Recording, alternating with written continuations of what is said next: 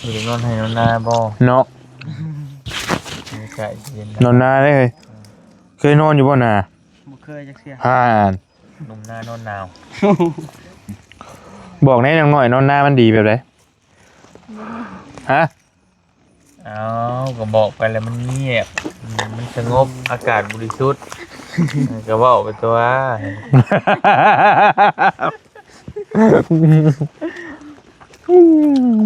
ยังต้องให้พี่สอนอีก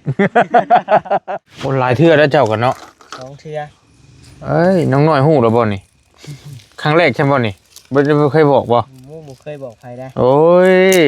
ก็ว่าเคยเว้ากันอยู่เฮือนน้องสายฟ้าอยู่เนาะ ว่าอยู่แต่ว่านี่พวกนี้บริจาคนี่อ้าว รับได้อยู่บ่ติ ตายบาดจำได้ว่าเคยติดคุก ได้ โอ้อ่ะแบบนี้ได้เฮ้ย ได้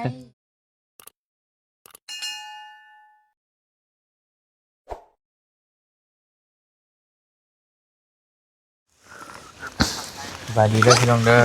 สบายดีเด้อพี่น้องนะเปิดมากก็เห็นคอนกลุ่มอยู่ได้กินใหม่แล้ววันนี้เฮ้ย ยับเข้ามาแม่ ปรุงก่อนก็ได้หน่อยนี่ใส่นี่ พักเป็น มันโบเป็นอย่างแล้ว มันเป็นได้ทาน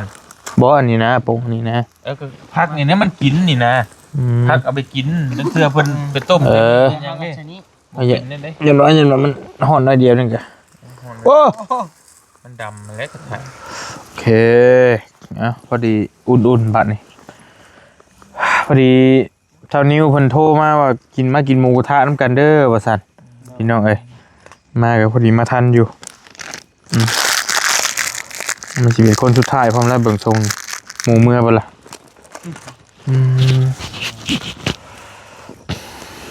อิ่มแล้วเว้ย แล้วเลย กิน มาก่อนกอกสองพอดีมากอกสาม คนสุดท้าย ดีได้บรรยากาศอยู่นั่งถึงไทยเนาะ มา มันยังห่อนนะเบื่อไข่มันยังตรงไทย มื้อนี้ลมได้ เบื่อนั่นบ่นิว เดือนแจ้งเนาะ อยู่นอนให้นอนนาบ่ เนาะ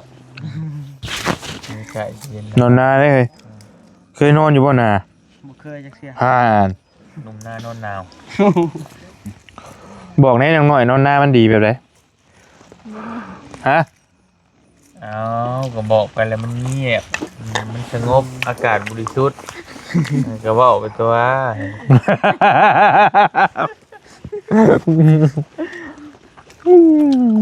ยังต้องให้พี่สอนอีก อืม บ้านปลาเลย อืม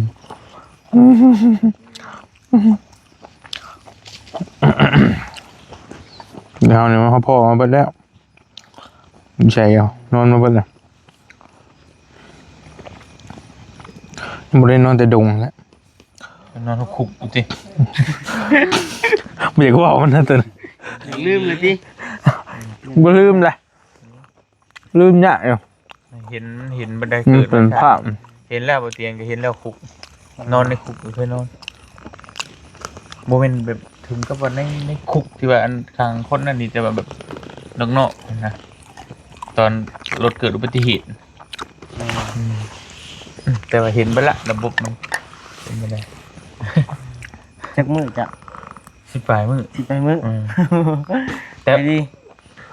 บ่เฮิงนี่อัน เช้าสองมือ 2มื้อ แล้วว่าไอ้ายหู้เด้แล้วว่าไอ้ายหู้ไอ้ผ่านแล้วก็ไอ้ายหู้ว่าเราต้องเห็ดแบบใด ต้อง นะ แก้แนวใดเนาะ แม่ก็ไปตรงจุดมันบัน รวมทั้งอันนั้นน่ะ3บ่3มื้อ4มื้อบ่ฮึอะไรนี่แหละแต่มันคืนอีหลีนี่คือว่า2เนาะ2คืนบ่อยากจื้อปานใด แต่บ่ได้ดุนนะ แต่มันก็เห็นเป็นภาพอยู่ในหัวเฮาแบบ บ่โดน ตลอดน่ะตลอดเลยน่ะ เข้าใจอยู่ ตลอด มันแค่กำแพงไว้เดียวนะข้างนอก อ๋ออิ อิสรภาพข้างในคือว่าเนาะคลองให้ลมพัดมาก็ยังยาก แต่ว่าหม่องบรีนี่มันแบบคังแบบในชอนอสมมุติว่าอยู่ฝั่งไทยนะก็คือหม่องบ่เตียงไปนั่นหม่องกักแบบพ่วงเลยแบบคือตรงหน้านี่เลยนะ ว่าง่ายกักครั้งแบบว่าโทษนักโทษโดยเฉพาะ แม่น เนาะ ก็ขังนักโทษแต่ว่าก็ยังก็ขังชั่วคราวคือกันยังบ่ถึงขั้นตัดสินยังบ่เลื่อนจำนะ เนาะ แต่ว่ามันก็โอเคอยู่ ผู้นี้ก็เคยบ่เจ้าหลายเทื่อแล้วเจ้ากันเนาะ 2เทื่อ เอ้ยน้องน้อยฮู้แล้วบ่นี่ครั้งแรกใช่บ่นี่บ่เคยบอกบ่ หมู่บ่เคยบอกใครได้ โอ้ย ก็ว่าเคยเว้ากันอยู่เฮือนน้องสายฟ้าอยู่เนาะ พออยู่แต่ว่านี่ผู้นี้บ่รู้จักนี่อ้าว รับได้อยู่บ่ติ ตายบาด จำได้ว่าเคยถึกคุก ได้ได้ อ่ะแบบนี้ได้เฮ้ย ได้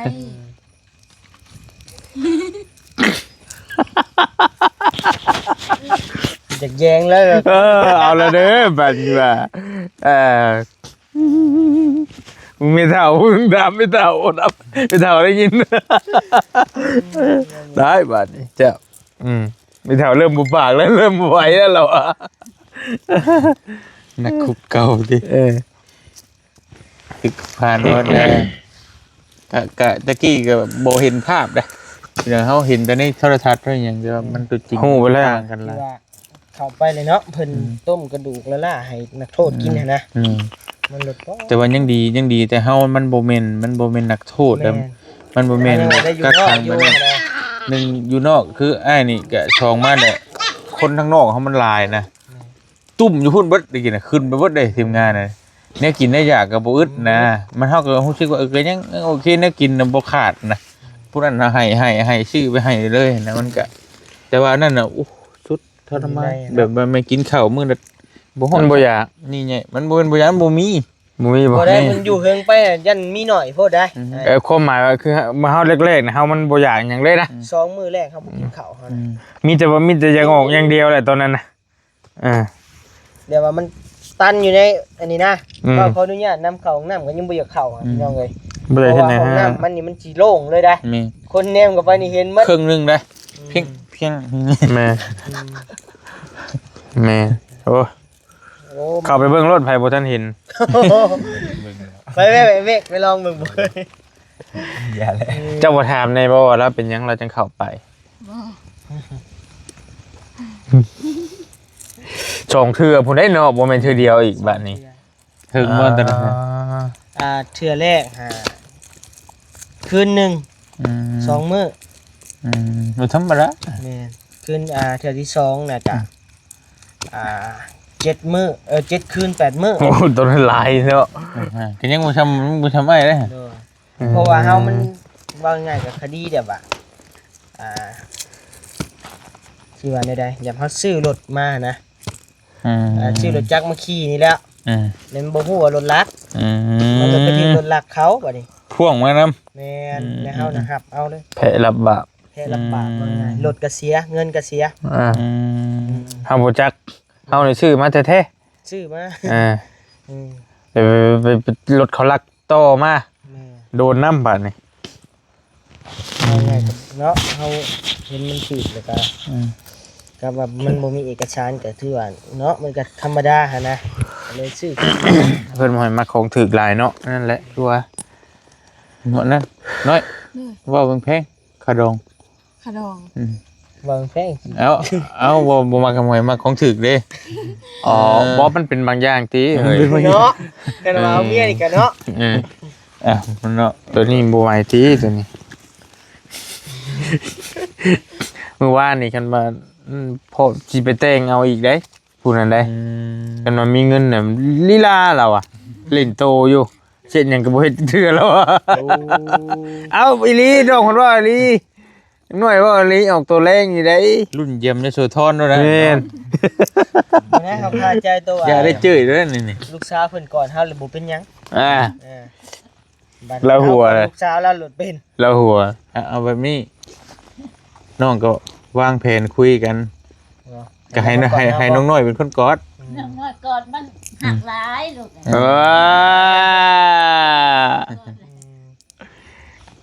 น้อง มือ น้อยก ก่ อ อน ด นั่น ย ยัง าแล้วน้องน้อยยานเด็กหักแน่ หาโอกาสไม่ได้ดิ ไอ้กอดไม่ได้ไอ้กอดได้ กอดดีนี่บ่ เอาเบิ่งว่าน้ำคลิปค่อยน่ะ เบิ่งเด้อ คลิปตัวช่อนรถจ้าง ง รถจักรก็ต่างหาก มีกอดในน้องนิ้วกอด ก็ต่างหากอีกโอ้ นั่นแหละ น้องเดิมน้องบอกยังบ่ได้มีโมเมนต์นี้เด้เนาะ มีดอก มีแต่หยอกกัน ที่ ทำ ร้ายทั้งนั้น นี่หลาย ฮีดบ่ ก็ชลุยจะไล่บ่ได้เลย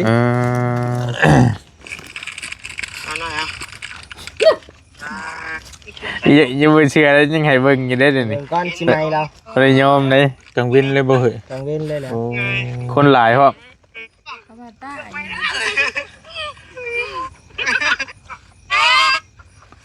ตอนไอ้มาผมเฮ็ดให้พี่ช่างโอ้เราดีใจ เราดีใจ ดีใจแล้วกะเนาะ เก็บอาการบ่อยู่แต่ว่าเราก็ว่าหาโอกาสมาดนแล้วเราเฮ็ดเอาเราอะ ได้หยังก็ เฮ็ดพอคือ ได้หยังก็ได้หยังอันดีใจ นั่น อ๋อเซอร์ไพรส์บ่ โดน อันนี้เราดีใจบัดนี้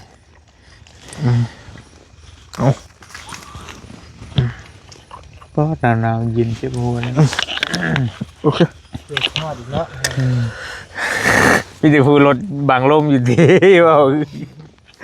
เป็นตาญาติเนี่ย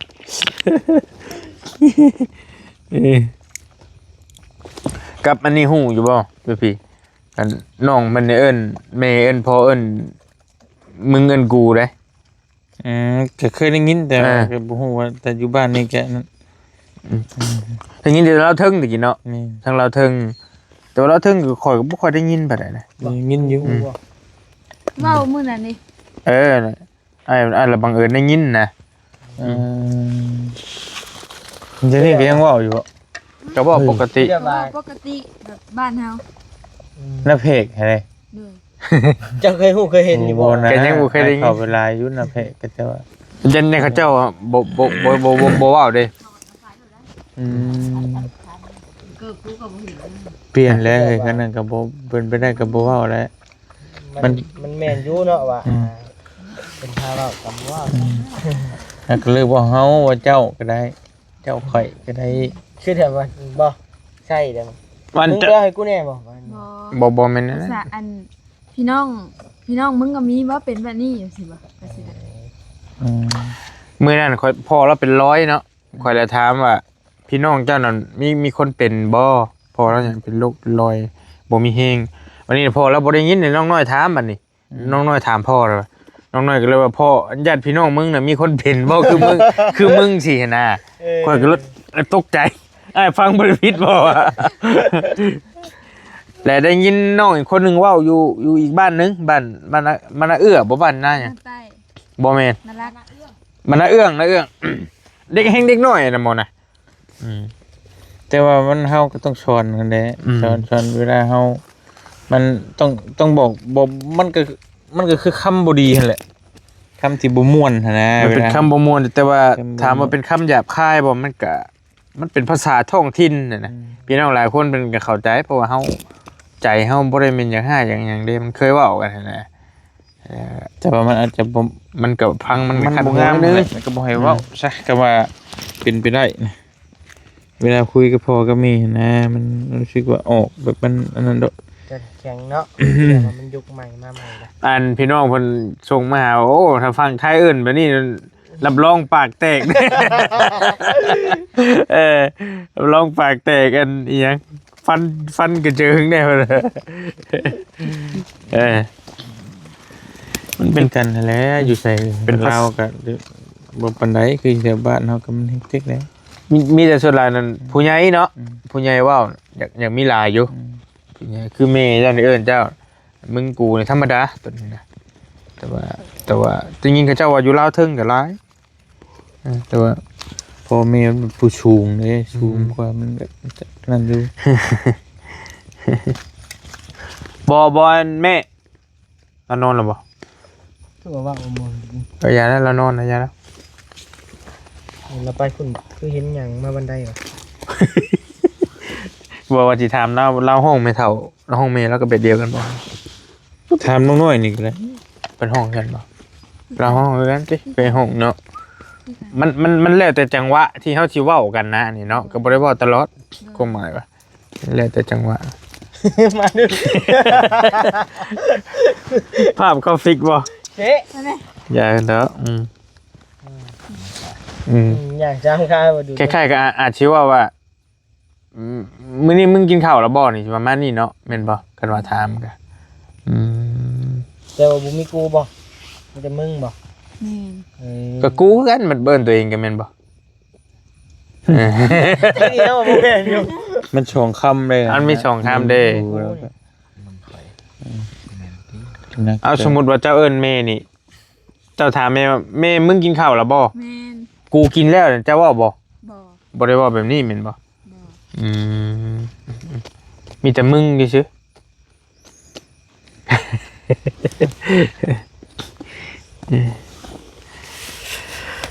มันเป็นซองขยะ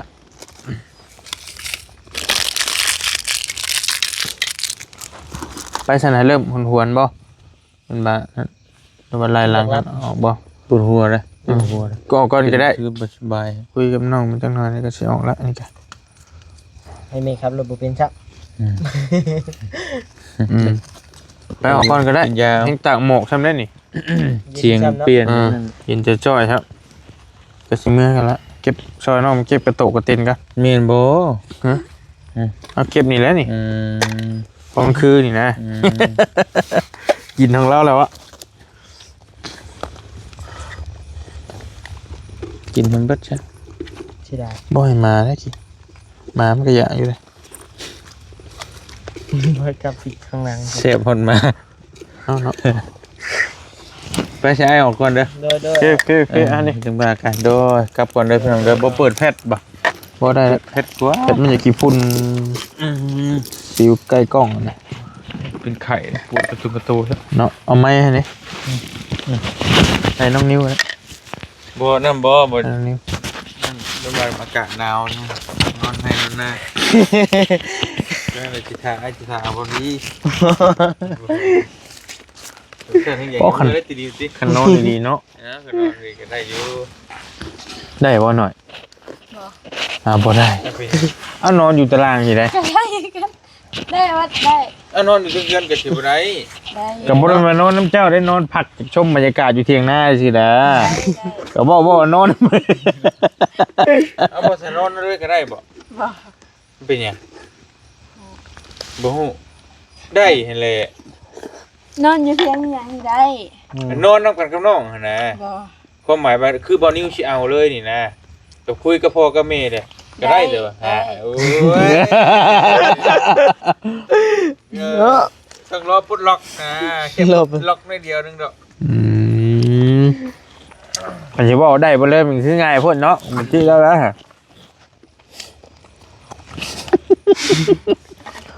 วันนี้เดือน4เดือน4นี่เอาเลยขา ออกค่ำบาทหนึ่งบ่ ฮะ ออกค่ำบาทหนึ่งบ่ เป็น16,000จะเซลน้องๆเพิ่นซื้อพี่น้องเอ้ยก็หลายคนก็ยังว่ายังบ่อยากสนับสนุนปานใดนะอยากให้ยอกอยากให้เว้าหัวกันไปก่อน เด้อ เพราะว่าต่างคนก็ต่างอายุยังบ่หลายปานใดเพิ่นก็ยังบ่อยากสนับสนุนเบิ่ง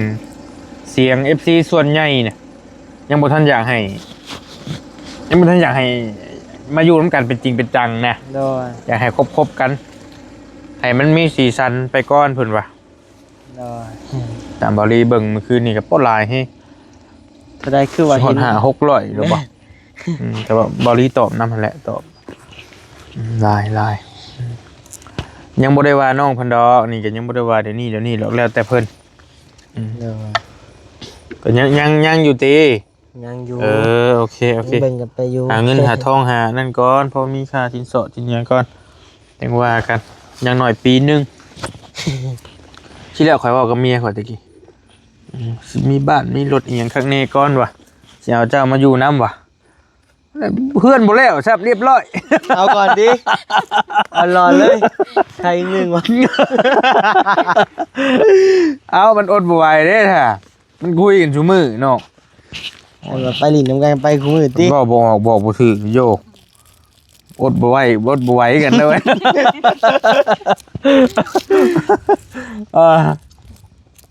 หอดมือมัน ตัวนั้นไอ้กำลังเห็นเฮือนเลยเฮือนปัจจุบันนี่เห็ดผู้เดียวแต่มันมอทีเดียวแล้ว โดย มอมาเดี๋ยวก็มีรถคันนึงก่อน โดย จะว่าเฮือนแล้วก่อนตัวแล้วก็คักก่อนบ่แล้วใช่ เอาก่อนเลยติ เอาก่อนโอ้ย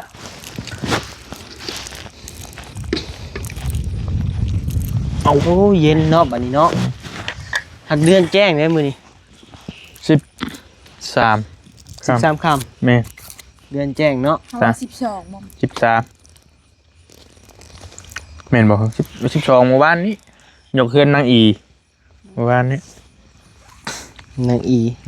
บ่นางบ่ นางอี เอ้ย แม่นเหรอวะนางอีเท่าอูเนาะ อืม เออน างอี เท่าอูนางอี น้องอีเฮาอ่ะ นางอูน้องอี แน่นอึ้งๆบัดนี้ เริ่มเน้นแล้วเด้เลยนางอันนั้นนางก็ไปว่าเขาก็จักบัดเขาเบิ่งคลิปน้องน้อยอยู่น้องน้อยเจ้าไปหานั่นว่าซั่นเอ้าคือจัก โอ้ ว่ะ จักมัดติบ่กินนี่อันเว้นนี่บ่ได้ออกมาเลยบ่เจ้าอยู่นะบ่ ไปเยี่ยมน้องเพิ่นน้อยนึง อืม น้องอยู่ข้างๆจักน้องชื่อซั่นแหละลืมชื่อเพิ่นน่ะเยี่ยม2เฮือนพุ่นได้จังได้ออกมา โอ้ว่าจุ อยู่แถวนั่นแหละกับนางปูดนางปีดนั่นบ่เพิ่นบ่เป็นพี่น้องนางปุดนางปีดบ่นางผู้ชาย นางพูดนางปีด นางปูดนางปีดแล้วเป็นพี่น้องทั้งคือว่าเป็นได้ได อันนั้นก็หลานเฮานี่แหละ หลานเจ้านั่นก็ได้ อันน้องพอนางพูดน่ะเป็นน้องแม่เฮา น้องแท้ๆเลยนี่ แม่ โอ้มันบ่แม่นหลานน้องเจ้า อืม กันว่าในนามบ่ในนามอีหลี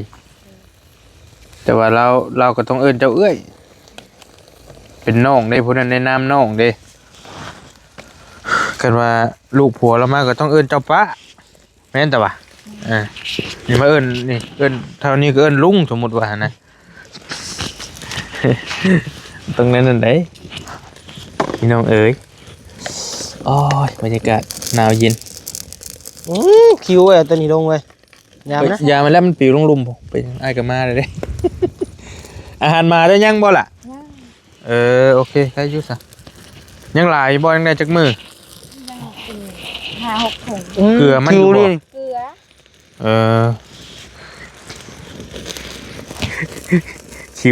คิวเผาอยู่ วิน อยู่ หัวดิ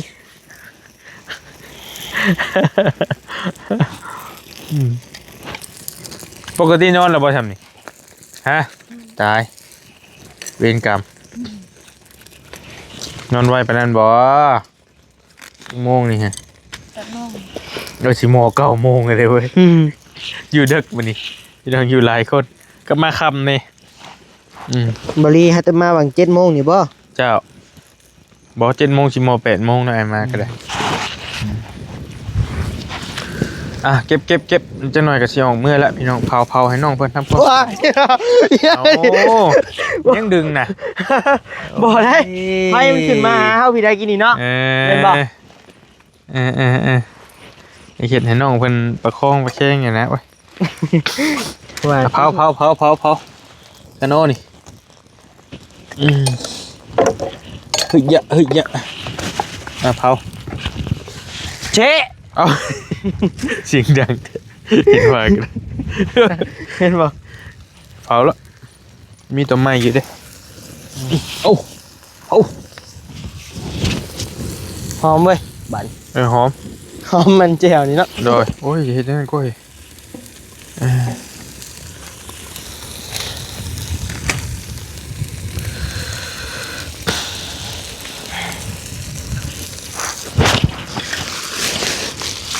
เผาแล้ว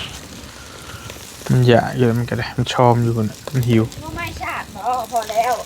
บ่ได้บ่ใหม่ดอก บ่ได้เห็นมันใหม่วะ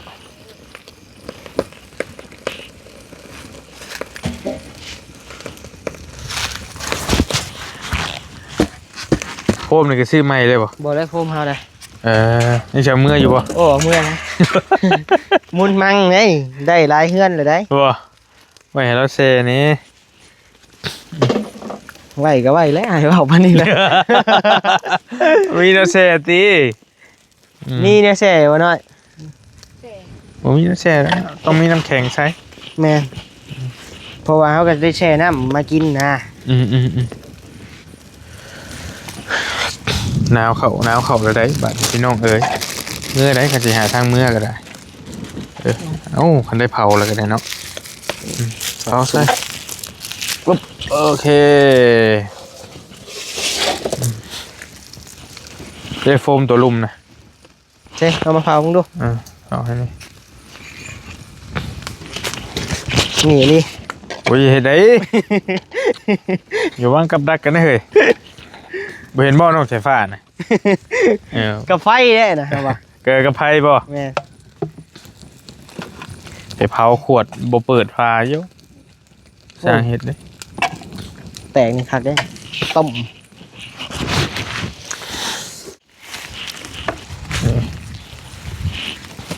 โอเคพี่น้องบรรยากาศอยู่เถียงนาน้องน้อยแล้วพี่น้องเด้อพอลี่คอโตเดินทางก่อนบัดนี้มาอุ่นเครื่องอุ่นเฮือนอุ่นซ่านอยู่อุ่นเถียงนาเพิ่นน้องเพิ่นซะเฮงโชคมาร่ำรวยเด้อพี่น้องเด้อขอบใจหลายๆเนาะผู้ใหญ่ใจะดีทั้งช่องน้องนิวที่เลี้ยงหมูกระทะจังใดก็ให้ร่ำรวยอยู่ดีมีเฮงโชคมาขอโตก่อนบัดนี้แนวใดก็ได้เนาะติดตามเคสน้องน้อยในตอนต่อไปสบายดีอยู่ดีมีเฮงบ๊ายบายพี่น้องโดย